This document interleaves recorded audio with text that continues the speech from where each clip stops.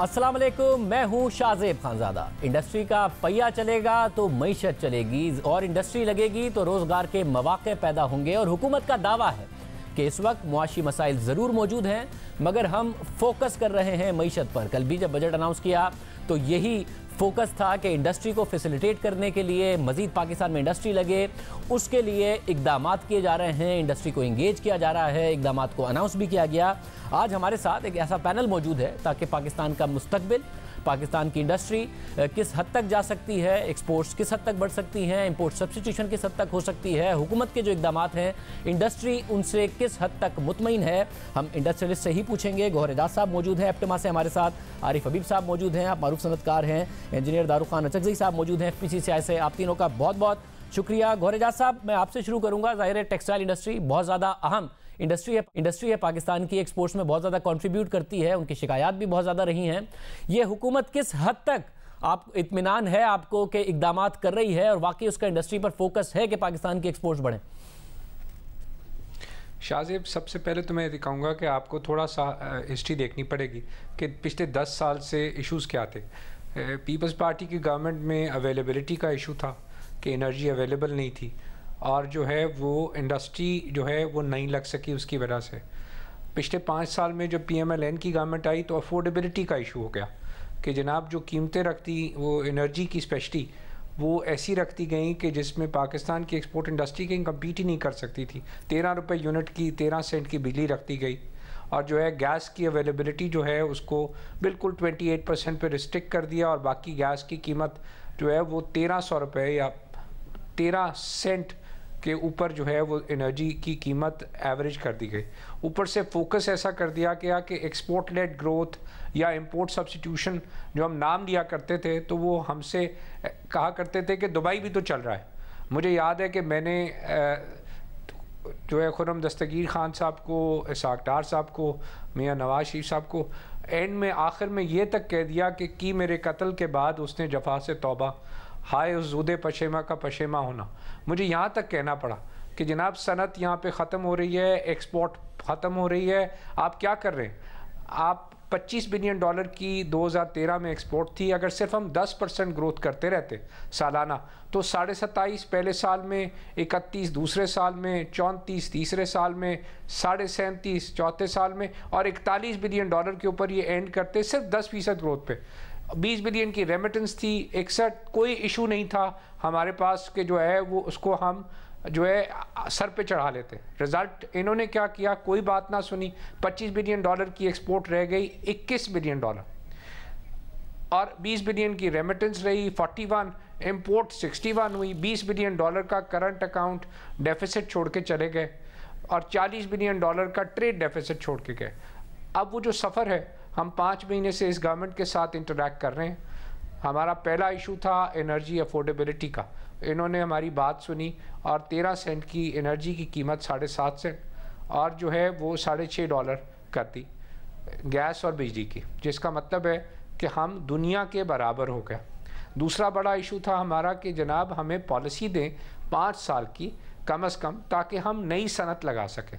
हुकूमत ने इकनॉमिक, मैं इसको मिनी बजट नहीं कहूँगा, मैं इकनॉमिक रिफॉर्म्स इनके जो हैं, जो इनकी सोच है उस सोच को मैं कहूँगा कि इन्होंने आज वो सोच 5 महीने में अपनी जो है फॉर्म की है और जो है वो कौम के सामने लेके आए कि हमारी सिमत मुल्क में सनत लगाना है, हमारी सिमत मुल्क में एक्सपोर्ट लेड ग्रोथ है, हमारी सिमत मुल्क में इंपोर्ट सब्स्टिट्यूशन है। मैं ये समझता हूँ ये 3 चीज़ें हैं जो इमरान खान साहब की गवर्नमेंट ने, हमारे प्राइम मिनिस्टर साहब ने जो है प्रैक्टिकली जो है वो पेश किया है नेशनल असेंबली के फ्लोर पे।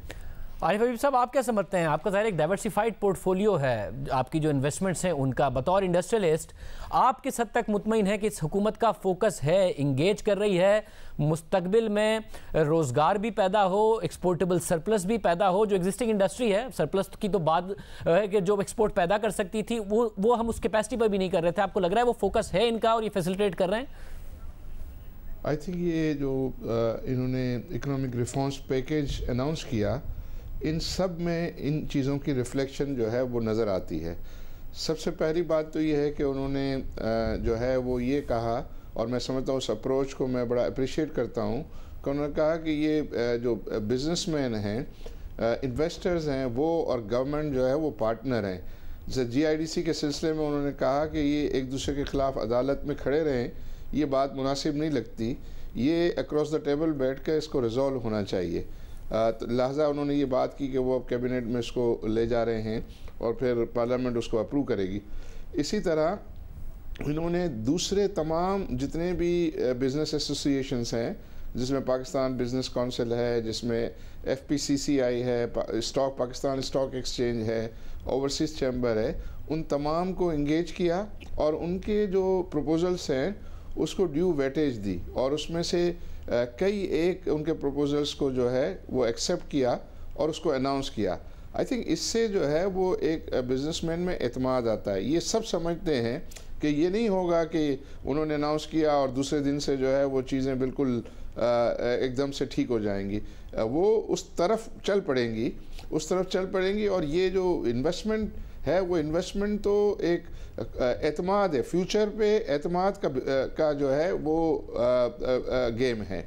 अगर आपको ये एतमाद हो कि जो पॉलिसी मेकर्स हैं वो बिज़नेस फ्रेंडली हैं, इन्वेस्टर फ्रेंडली हैं और सिर्फ ये है कि ये नहीं चाहते कि भाई आपसे जेबों से पैसे जो है वो निकाल लिए जाएं टैक्स की सूरत में, बल्कि फैसिलिटेट किया जाए कि जिसकी वजह से जो है वो बिज़नेस बढ़े और बिज़नेस बढ़े तो फिर ड्यू टैक्स जो है वो गवर्नमेंट को मिलना चाहिए। फिर दूसरा जो चीज़ की गई है उसमें मुझे नज़र आता है कि उन्होंने जॉब क्रिएशन के सिलसिले में भी इक़दाम जो है वो यूँ नज़र आते हैं कि 3 बड़े सेक्टर जो SME, एग्रीकल्चर एंड कंस्ट्रक्शन, जो आई बिलीव कि ये बहुत ज़्यादा जॉब क्रिएशन में रोल प्ले करते हैं, उस पे उन्होंने एक मैसेज दिया है कि आप देखें कि बैंक्स अगर उनको फाइनेंस करेंगे तो उनको लोअर टैक्स जो है वो लगेगा।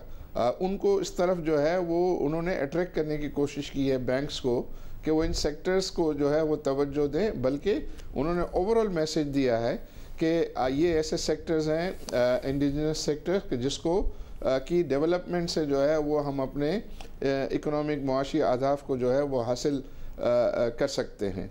तो ये जो बड़े बड़े मैसेजेस हैं इनके अंदर, उससे जो है वो लोगों में फील गुड फैक्टर जो है वो मज़ीद आएगा। मैं समझता हूँ कि उसमें मज़ीद आएगा।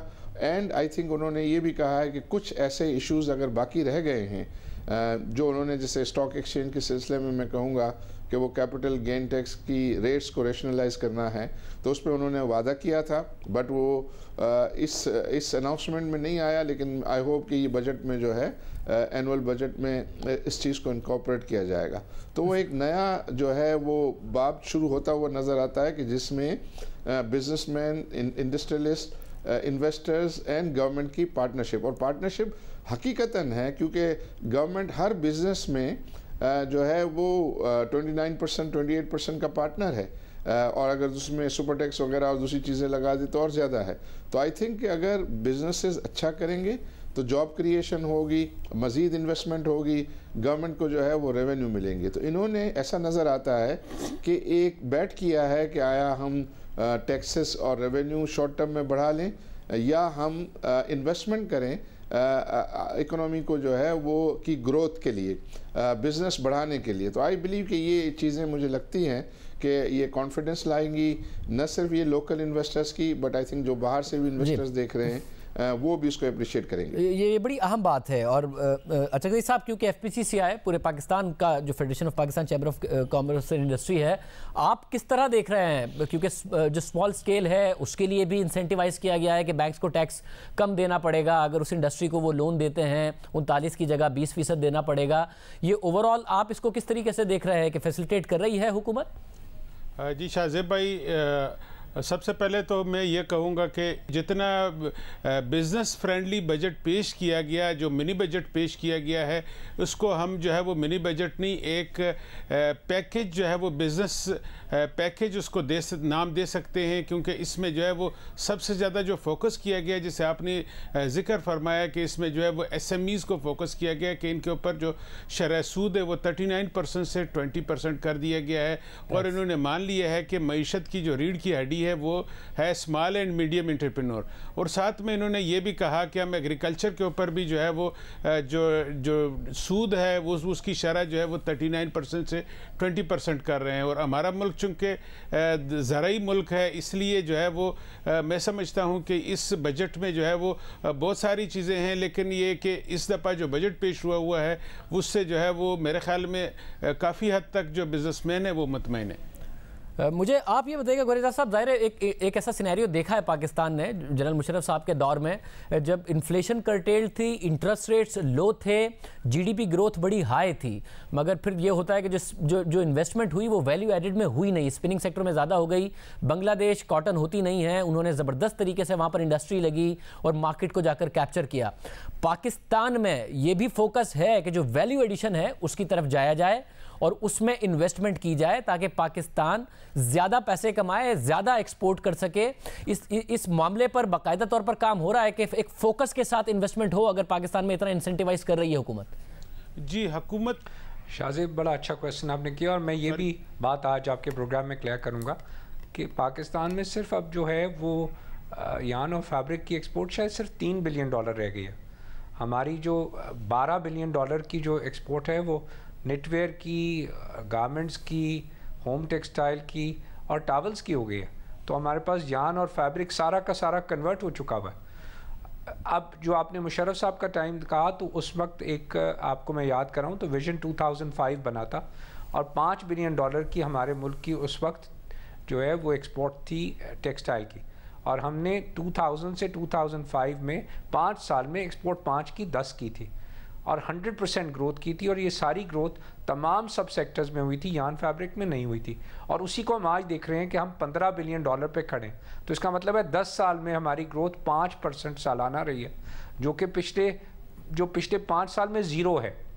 अब इस वक्त जो मैं शाहजेब कहता हूँ वो ये है कि हम $21 बिलियन पे 2018 पे खड़े थे। हमारी जो $4 बिलियन की सनद बंद है वो हम इस साल चला देंगे।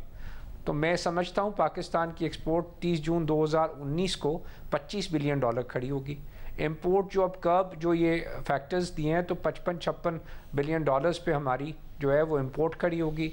तो हमारा डेफिसिट 11-12 बिलियन पे इंशाल्लाह रह जाएगा, जो कि $20 बिलियन था। अब हमें चाहिए था कि नई कैपेसिटी हम लगाएं।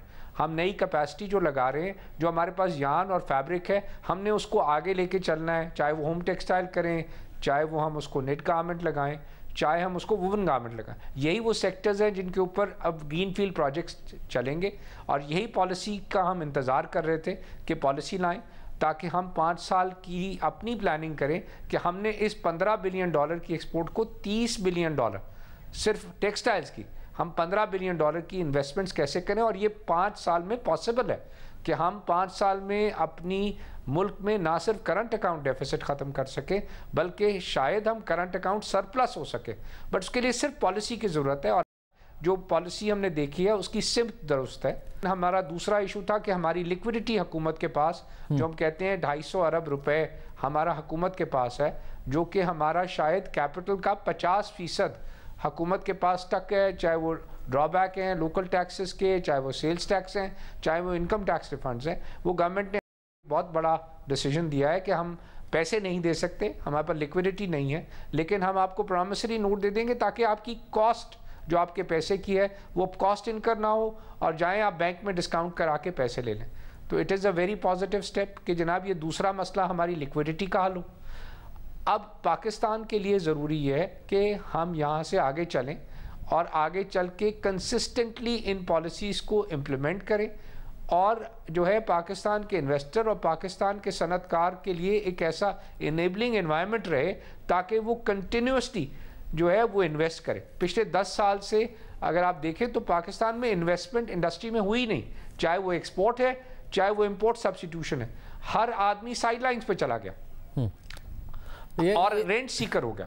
वैसे जाहिर है वो प्रॉपर्टी और यहाँ वहाँ इनेबलिंग एनवायरनमेंट क्रिएट कर रहे हैं ताकि पाकिस्तान अपनी ट्रू पोटेंशियल के साथ जो है आगे चल सके। वैसे ये जो एनवायरनमेंट है इसमें ज़ाहिर है कुछ खदशात भी पैदा होते हैं। एक ब्रेक हम प्रोग्राम में शामिल करेंगे, पैनल हमारे साथ मौजूद। खदशात हैं वो किस हद तक काम करेंगे, क्योंकि जब पाकिस्तान की मीशत में पैसा आया भी तो इंडस्ट्री में गया नहीं, जैसा कि गौहर एजाज साहब कह रहे थे, और वो प्रॉपर्टी में और इधर उधर चला गया।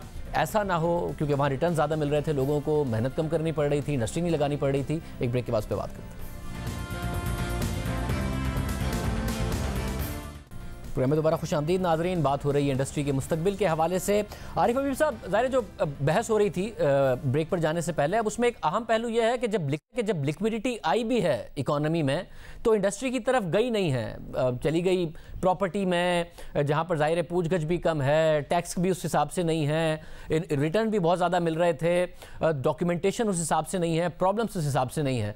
अब जबकि लिक्विडिटी के इशूज़ हैं, हुकूमत खुद शॉर्टफॉल पर चल रही है, बैंक से प्रिंट करा रही है, इन्फ्लेशनरी सिनेरियो है, इंटरेस्ट रेट हाई है, तो ऐसे सिनेरियो में इंडस्ट्री लगे पाकिस्तान में, ना कि दूसरे एवेन्यूज़ में जारी हो, ये हो पाएगा आपके ख्याल में, अगर हुकूमत इंसेंटिवाइज कर भी रही है हर तरीके से? आई थिंक ये बहुत इम्पोर्टेंट पॉइंट आपने रेस किया है, और ये जो अभी इक़दामात बजट में हुए हैं या जो इकोनॉमिक रिफॉर्म पैकेज में जो इक़दामात हैं, आई थिंक ये बिगिनिंग है। ये तो एक किस्म का ये समझिए कि शुरू में इब्तिदा है कि आई लव यू, और सामने इन्वेस्टर्स ने कहा कि आई लव यू टू, और इसके बाद जो इक़दामात करने हैं वो बहुत सारे इक़दामात करने, ये पहला एक कदम होगा, और उसके बाद बहुत ज़्यादा मेहनत करनी पड़ेगी इन सब चीज़ों के पॉजिटिव नताइज को हासिल करने के लिए।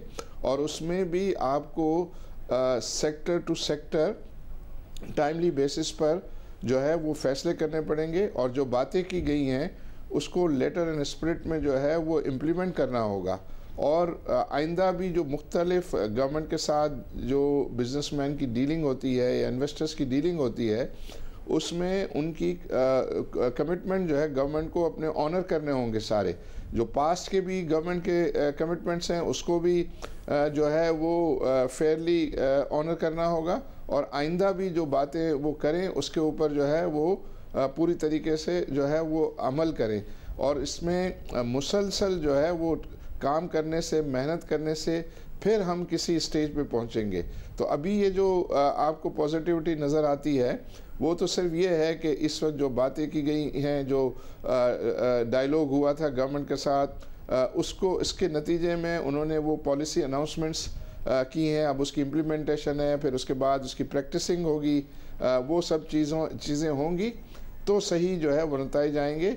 बट आई थिंक ये फोकस ऐसा नज़र आता है कि आई थिंक जो उन्होंने बात की थी जो जॉब क्रिएशन है, कंस्ट्रक्शन की प्रमोशन है, ये उस डायरेक्शन में ये पॉलिसी अनाउंसमेंट हुई है। और इसको ये देखना होगा कि प्रोडक्टिव चैनल्स में ज़्यादा इन्वेस्टमेंट हो, अनप्रोडक्टिव में जो है वो उसको जो है ब्लॉक किया जाए। तो इसमें मुसलसल जो है वो मॉनिटरिंग की भी ज़रूरत है, मुसलसल जो है वो आपस में एक पार्टनरशिप वाले डायलॉग की भी जो है वो ज़रूरत रहेगी। रईस साहब, आप समझते हैं कि पाकिस्तान में ऐसे एवेन्यूज़ मौजूद हैं कि अगर बैंक्स को ये फैसिलिटेट किया जा रहा है कि आप वो स्मॉल एंड मीडियम इंटरप्राइजेज में को दें पैसे, लोन्स दें, और अगर वो इंडस्ट्री लगाते हैं तो इंपोर्ट सब्स्टिट्यूशन के लिए या कहीं ना कहीं एक्सपोर्ट में कंट्रीब्यूट करने के लिए एवेन्यूज़ मौजूद हैं कि वो इन्वेस्टमेंट करें पाकिस्तान में? मेरे ख्याल में जिस तरह आरिफ हबीब साहब ने फरमाया कि ये हुकूमत की तरफ से जो है वो पहला लव लेटर है। मेरे ख्याल में जिस तरह जो है वो हुकूमत ने आज जिस पॉजिटिव सिमत में जो है वो कदम उठाया है उसको हम एक पॉजिटिव लें कि जी हम भी आपके साथ हैं और हम भी इसके लिए पुरुमीद हैं। उन्होंने जो जिक्र किया है कि SEZs की तरह हम जो है वो SEZ से बाहर भी जो है वो उसको 5 साल का जो है वो टैक्स हॉलीडे देते हैं। मेरे ख्याल में हुकूमत को जो है वो थोड़ा सा और पॉजिटिव जाना चाहिए। वहाँ पे जहाँ पे बिल्कुल तरक्की नहीं हुई है, जो बिल्कुल मैं समझता हूँ जैसे बलूचिस्तान है या फाटा है, तो उन इलाकों में भी जो है वो SEZs की तरह 10 साल का या जितना जो है वो CPEC में जो है वो इन्होंने दिया है जितने साल का टैक्स हॉलीडे, वो भी होना चाहिए था।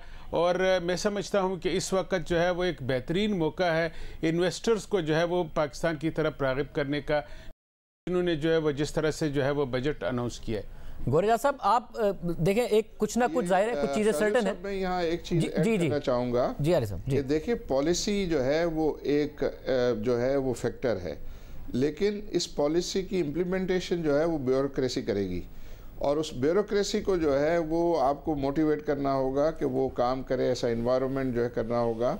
नैब के लॉस को जो है वो देखना होगा कि जिसकी वजह से, क्योंकि आगे जाके ये जब आप इंडस्ट्री लगाएंगे, जब आप और इन्वेस्टमेंट्स करेंगे, तो फिर बहुत सारे प्रोसेसेस होते हैं। उन प्रोसेस में जो है अगर फैसिलिटेशन हुई तो वो अल्टीमेटली जो है ट्रांसलेट होगा इनटू रियल इन्वेस्टमेंट, और उसके बेनिफिट जो है मिलेंगे। अगर उस तरफ काम नहीं किया गया और उसको ठीक नहीं किया गया तो फिर ये पॉलिसी सिर्फ कागज़ों की हद तक रह जाएगी। जी, ये अहम बात है। ज़ाहिर ब्यूरोक्रेसी के हवाले से ये शिकायत आती रही हैं कि ब्यूरोक्रेसी इस वक्त काम करने को तैयार नहीं है। नैब की तरफ से जिस किस्म की कार्रवाइयाँ हुई हैं, गोरेजा साहब, काफ़ी चीज़ें सर्टन हैं, जैसे बिजली की कीमतों में कमी, गैस की कीमतों में कमी, वैसे फैसिलिटेट करना। आपने कहा कि आपके जो रुके हुए पैसे थे वो वापस जो है करने की हुकूमत ने प्रॉमिस किया है, वैसे इंसेंटिवाइज कर रहे हैं, मगर बहुत सारी चीज़ें अनसर्टन भी हैं। IMF के प्रोग्राम में जाएंगे तो करेंसी कहाँ जाएगी, जाएंगे तो इन्फ्लेशनरी प्रेशर्स की वजह से इंटरेस्ट रेट्स कितना बढ़ जाएगा, और फिर जो दूसरे एवेन्यूज़ हैं उन पर कितना क्रैकडाउन होगा कि हुकूमत में के जो इन्वेस्टर है वो ये देखे कि मैंने प्रॉपर्टी में नहीं जाना बल्कि मुझे इंडस्ट्री की तरफ इन्वेस्टमेंट करने जाना। तो जो अनसर्टन फैक्टर्स हैं इकोनॉमिक स्लो डाउन में और IMF के प्रोग्राम में, उसके बावजूद आप समझते हैं कि एक आइडियल इन्वायरमेंट है पाकिस्तान में इन्वेस्टमेंट का? शाहजेब, देखें, प्रॉपर्टी में इन्वेस्ट करना या कैपिटल मार्केट्स में, स्टॉक मार्केट में, ये कोई गुनाह नहीं है। जहाँ पे भी इन्वेस्टर को किसी बिजनेस हाउस को प्रॉफिट नज़र आएगा उसने वहाँ इन्वेस्ट करना है। ये बात ठीक कह रहे हैं। ये कहता हूँ कि आपको ऐसा इनेबलिंग एनवायरनमेंट क्रिएट करना पड़ता है कि आपको सनत में आपको नज़र आए कि ये मेरा लॉन्ग टर्म जो है वो इनकम सोर्स है। सनत, देखें, आप आज रात कहें कि कैपिटल मार्केट से मैं निकलना चाहता हूं तो आप अपना स्टॉक पोर्टफोलियो बेच सकते हैं। आप प्रॉपर्टी के अंदर से निकलना चाहें तो सुबह प्रॉपर्टी बेच सकते हैं। सनत एक ऐसी शादी है जो आपकी ज़िंदगी में सिर्फ आपके लिए नहीं बल्कि आपकी अगली जनरेशन्स को भी उसके साथ निभाना पड़ती है। तो सनत जब आप लगाते हैं तो सनत के लिए एक इनेबलिंग एनवायरनमेंट लॉन्ग टर्म का चाहिए, और वो एक सोच है। और वो सोच क्या है कि नफ़ा करना गुनाह नहीं है, सनतों को नफ़ा होना चाहिए। दूसरी सोच के ये है कि हाँ, ये सनत हमारे मुल्क की बैकबोन है। अगर आप उसको अपने मुल्क की बैकबोन समझेंगे, चाहे वो एक्सपोर्ट लेड ग्रोथ हो, चाहे वो इंपोर्ट सब्स्टिट्यूशन की सनत हो, तभी मुल्क में जॉब क्रिएशन हो सकती है, तभी मुल्क में एक्सपोर्ट हो सकती है, तभी मुल्क में इंपोर्ट सब्स्टिट्यूशन हो सकती है, तभी मुल्क अपने पैरों पे खड़ा हो सकता है। तो सनत के लिए जो सोच है वो बहुत लॉन्ग टर्म और बड़े धीमे तरीके से सोचने की ज़रूरत है। इसके लिए रेगुलेशंस नहीं, इसके लिए सोच चाहिए। और सोच क्या चाहिए कि मुल्क का सनतकार मुल्क के लिए उतना ही मुहिब वतन है जितना कि कोई भी पाकिस्तानी हो सकता है। और यही जो सोच थी, ये 10 साल हमारे पास जो हमने सनत लगाई, हमने देखा कि सनत वाले परेशान हो गए कि सनत लगाना गुनाह हो गया था। तो मैं खानजादा साहब आपको ये बताना चाहूँगा कि सनत जो है को दोबारा से एक सिमत जो है वो मिली है हुकूमत के इस इकोनॉमिक रिफॉर्म्स को। ये अच्छी बात है और उम्मीद करते हैं कि हुकूमत इस हवाले से इकदाम करती रहे। गोरेजाज साहब, इंजीनियर दारूखान अचकज़ई साहब और साथ में आरिफ हबीब साहब, आप सबका बहुत शुक्रिया। नाज़रीन, इंडस्ट्री नज़र आ रही है और हम उम्मीद करते हैं, और ज़ाहिर इंडस्ट्री वहीं पैसा लगाएगा जहाँ उसको मुनाफा नज़र आएगा, मगर प्रॉपर्टी मार्केट एक इन्वेस्टमेंट मार्केट की जगह सट्टा मार्केट ना बन जाए, ब्लैक मनी और वाइट मनी का फ़र्क ना पता हो। तो उसके लिए हुकूमत को रेगुलेशंस लाने पड़ेंगे कि लोग इंडस्ट्री की तरफ जाएं तो उन्हें मुनाफा वहाँ पर नज़र आए, एक लॉन्ग टर्म मुनाफा नज़र आ रहा हो। एक्सपोर्ट की सूरत में, इंपोर्ट सब्स्टिट्यूशन की सूरत में 20 करोड़ का मुल्क है, मार्केट है, कंज्यूमर मार्केट एक मौजूद है, और अगर इकोनॉमिक ग्रोथ होगी तो फिर इंडस्ट्री का पहिया भी उस तरीके से चल रहा होगा। मगर कुछ मसाइल हैं IMF के हवाले से, हुकूमत ने क्लियर नहीं किया है। साथ में IMF आएगा तो फिर क्या होगा, और जो खसारा है वो बहुत ज़्यादा है। हुकूमत स्टेट बैंक से पैसे छाप कर इस वक्त अपना वो खसारा पूरा कर रही है, तो वो मसाइल अपनी जगह पर मौजूद हैं। इसके हवाले से हम बात करेंगे एक ब्रेक के बाद कि हुकूमत का कितना फोकस है इन मसाइल के ऊपर और मईशत के ऊपर। एक ब्रेक के बाद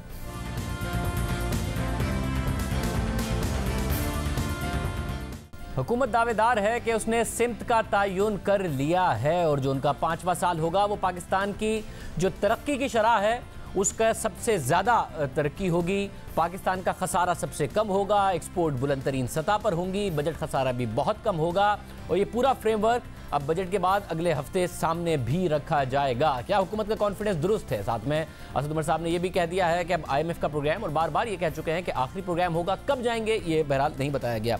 हमारे साथ सीनियर तज्जियाकार मौजूद हैं, माहिर मईशत अकबर ज़ैदी साहब हमारे साथ मौजूद हैं, साथ मोहम्मद सुहेल साहब हमारे साथ मौजूद हैं। आप दोनों का बहुत शुक्रिया। अकबर ज़ैदी साहब, आपसे शुरू करते हुए, आपको अब हुकूमत की वो डायरेक्शन नज़र आ रही है, वो सिमत नज़र आ रही है जिसकी हुकूमत दावेदार है कि जो हमारा आखिरी साल होगा 2022-23 का, उसमें पाकिस्तान की तरक्की, तारीख की सबसे ज़्यादा तरक्की होगी, खसारे कम होंगे और मईशत की सिमत हमने अब तय कर ली है?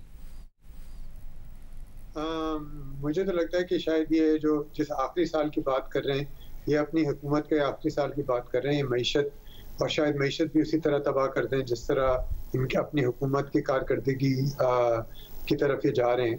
अब मुझे ये समझ नहीं आई, ये जो कुछ मिनट या एक घंटा असद उमर साहब बोले थे, एक सो कॉल्ड बजट लेके आए थे या मिनी बजट लेके आए थे, और बल्कि उन्होंने ये भी कहा था कि ये बजट नहीं है, उन्होंने कहा था कि ये इकोनॉमिक रिफॉर्म्स पैकेज है। लेकिन अगर आप देखें ये जो इन्होंने बातें की हैं, ये तो बिल्कुल, यानी एक रेट इधर बढ़ा दो, ये 10% बढ़ा दो, ये 1 ये कर दो, तो ये मुझे समझ नहीं आई कि ये कर क्या रहे हैं, इसकी ज़रूरत क्या थी। और इसकी दो वजूहात हैं। एक तो बड़ी वजह तो ये है कि इन्होंने, जैसे आपने बिल्कुल सही कहा, इन्होंने कहा था कि ये अभी कुछ दिनों के बाद एक मीडियम टर्म बजटरी फ्रेमवर्क पेश करने वाले हैं। तो अगर ये मीडियम टर्म बजटरी फ्रेमवर्क पेश करने वाले हैं तो इसकी जो आज एक्टिविटी की थी इसकी कोई ज़रूरत नहीं थी, क्योंकि वो अब इस वक्त जो लोग हैं वो ये नहीं देख रहे कि 10 पैसे ऊपर होगा या 20 पैसे नीचे होगा, वो ये देख रहे हैं कि हुकूमत का प्लान क्या है, ये क्या करना चाहती है, आगे का क्या करेगी। एक तो ये। दूसरा, जो अगर इन्होंने जो खुद कहते हुए कि ये बजट नहीं है, उन्होंने बजट की कुछ ऐसी, जो आपका जो फाइनेंस बिल है उसके हवाले से कुछ बातें की, लेकिन ये भी नहीं समझ आती कि उन्होंने कहा कि ये जो है फना इंटरवेंशन, मसलन उन्होंने एक दो चीज़ें कही थी, वो जो है नॉन बैंक फाइनेंशियल इंस्टीट्यूशंस के बारे में कहा था, सुपर टैक्स नहीं लगेगा। उन्होंने कहा था ये 1 जुलाई के बाद होगा, यानी अगले माली साल में होगा। तो लगता तो होना तो ये चाहिए कि जून में इनका एक और बजट आएगा, जो असली बजट आएगा। तो मुझे इससे लगा, मेरी उम्मीद ये थी, मैं एक्सपेक्ट ये कर रहा था कि 5 महीने गुजरने के बाद, इधर उधर हाथ मारने के बाद, असद उमर साहब और PTI गवर्नमेंट कोई जामे प्रोग्राम पेश करेगी। अब इसका इंतजार करना पड़ेगा कि एक हफ्ते के बाद या फिर दोबारा से इन्होंने हमें लटका दिया है कि कुछ दिनों के बाद ही हमें बताएंगे कि क्या सोच रहे हैं और क्या करना चाहते हैं। अब आप मोहम्मद सुहेल साहब, आप समझते हैं कि एक जो सिमत चाहिए इंडस्ट्री को ओवरऑल, मईशत को ओवरऑल, वो एक सिमत मिली है? क्योंकि ये बहुत ज़्यादा तनकीद हो रही थी कि इनकी कोई सिमत नज़र नहीं आ रही, कोई पॉलिसी नज़र नहीं आ रही। वो एक सिमत नज़र आई है कि इंडस्ट्री की तरफ असद उमर साहब कह रहे हैं कि हमारा फोकस है, एक्सपोर्ट हमने बढ़ानी है और उसी से हमने आगे लेके चलना है, और आखिरी साल तक जो तरक्की की शरह है वो भी बहुत ज़्यादा होगी और खसारे भी कम होंगे। मेरे ख्याल में इसका जवाब ये होगा कि इब्तिदा ज़रूर है, क्योंकि ये जो इनका स्टेटमेंट था इन्वेस्टमेंट को प्रमोट करना, इन्वेस्टमेंट टू GDP बढ़ाना, एक्सपोर्ट बढ़ाना, वो डे 1 से था। मगर जो पिछले 4-5 माह में जो डेवलपमेंट्स हुई हैं और जो हुकूमत की डिसीजन मेकिंग रही है, उससे ट्रस्ट डेफिसिट और कॉन्फिडेंस बहुत शैटर हो चुका था। बहुत सारे इंडिकेटर हैं जो ये जाहिर कर रहे थे, और पिछले कोई 15-20 दिन में लाहौर में, कराची में प्राइम मिनिस्टर साहब ने, फाइनेंस मिनिस्टर साहब ने बिज़नेस कम्युनिटी से मिल के ये रियलाइज़ कर लिया है कि ये कॉन्फिडेंस बहुत गिर चुका है।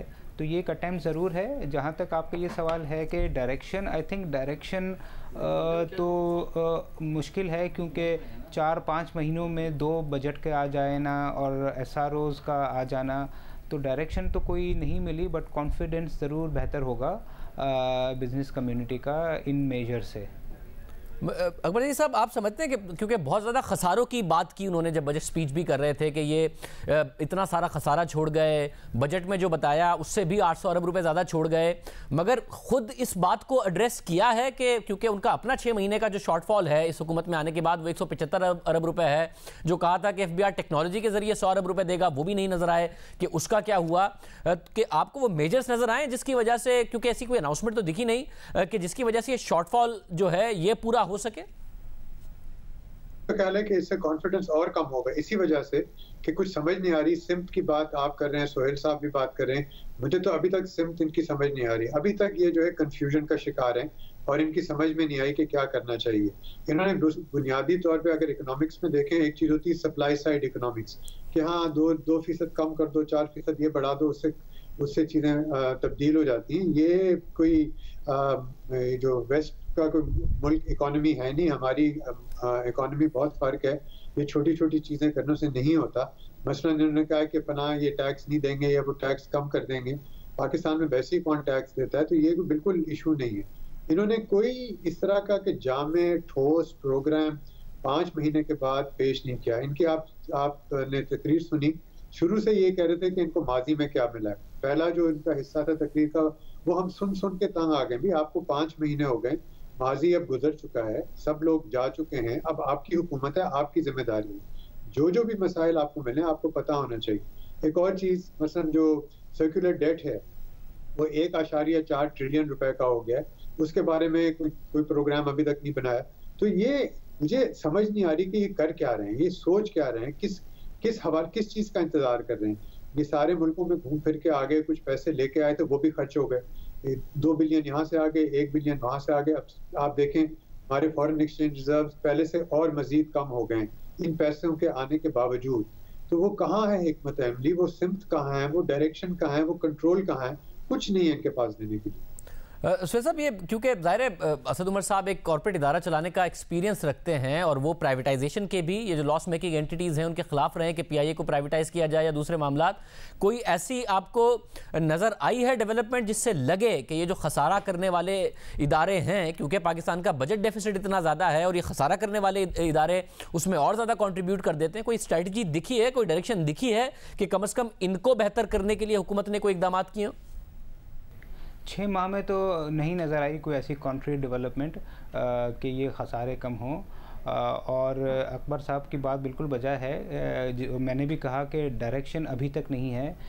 हमारा जब भी पीपल्स पार्टी की हुकूमत आती है तो उनकी एक फ़िलासफ़ी है, उनका एक विज़न है, चाहे लोग उसको एग्री करें ना करें, वो उसके हिसाब से करते हैं। एग्रीकल्चर को वो सपोर्ट करते हैं, इंडस्ट्री को नहीं करते। नवाज़ शरीफ हुकूमत का भी एक विज़न है, वो ज़रा प्रो इंडस्ट्री हैं, एग्रीकल्चर को नहीं करते। मगर इनकी स्ट्रैटेजी अभी तक समझ नहीं आई है। कॉल और फेल में बहुत फ़र्क भी नज़र आ रहा है।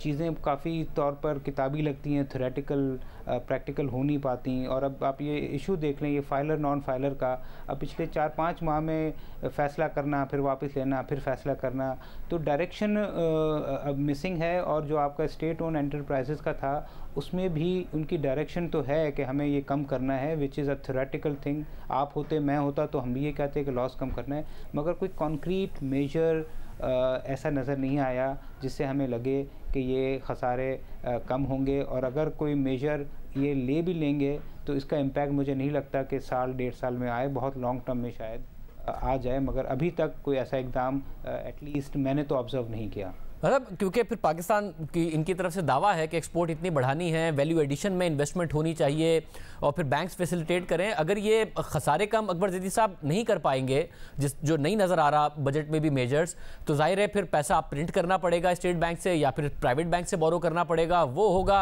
तो प्राइवेट सेक्टर के लिए पैसा वैसे ही नहीं होगा कमर्शियल बैंक्स के पास, या फिर इन्फ्लेशनरी इम्पैक्ट उसका पैदा होगा अगर पैसा ये छापेंगे। तो ये फिर इंडस्ट्री लॉन्ग रन में ग्रो कर पाएगी जो कि कंट्रीब्यूट करे जॉब देने में भी और इकोनॉमी की ग्रोथ में भी। देखिए, इस वक्त जो आदाद शुमार सामने आए हैं अभी पिछले 6 महीने के स्टेट बैंक की तरफ से, और जो स्टेटिस्टिक्स सामने आई हैं दूसरी फाइनेंस मिनिस्ट्री से, वो ये बता रही हैं कि हमारी इंडस्ट्रियलाइजेशन ऐसा ऐसा कम होती जा रही है, इंडस्ट्रियल ग्रोथ जो है वो कम हुई है। और अब ये IMF भी कह चुका है, वर्ल्ड बैंक भी कह चुका है, सारे इदारे ये कह चुके हैं कि पहले जो आसार थे, उम्मीद थी कि चले अगर कुछ स्लो डाउन भी होगा इकोनॉमी में तो कम से कम 4.5-5% GDP की ग्रोथ होगी। अब वो कह रहे हैं कि 3-3.25% हो जाए, वो भी बहुत बड़ी बात होगी। तो आप देखें चंद महीनों के अंदर अंदर इनको आए हुए 5 महीने हो गए, वही ये 5 दिन की बात नहीं रही। तो ये कहीं से भी कुछ नहीं नजर आ रहा कि खसारा कहाँ से पूरा करेंगे।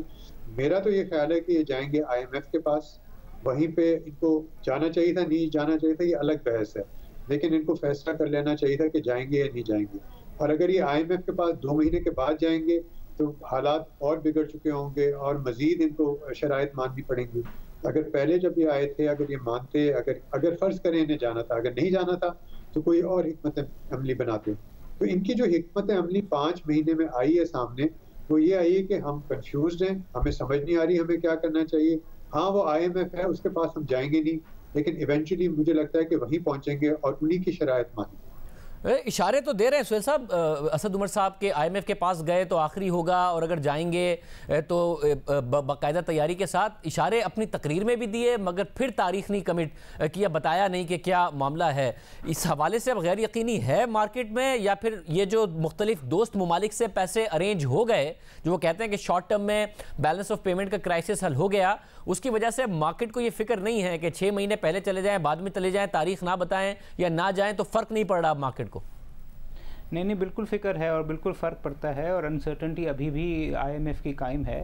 आइडियली तो उनको चला जाना चाहिए था 3 माह पहले, और अगर नहीं गए तो अभी चला जाना चाहिए, क्योंकि हमारी भी हिस्ट्री रही है और दूसरे ममालिक से भी हमने यही देखा है कि IMF के रिफ़ॉर्म प्रोसेस को ही पाकिस्तान जैसा मुल्क जो है ना वो इम्प्लीमेंट कर सकता है।